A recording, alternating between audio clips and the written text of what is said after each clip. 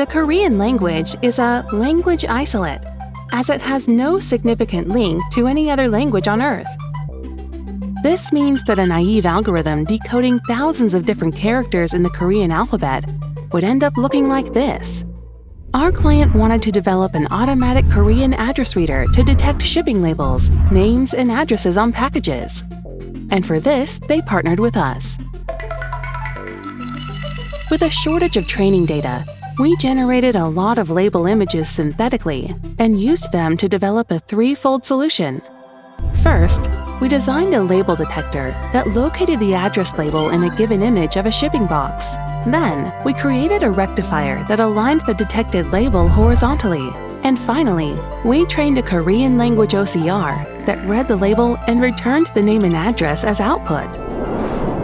The client built a camera system powered by our OCR solution that reads names and addresses from postal packages automatically, with an end-to-end accuracy of more than 80%.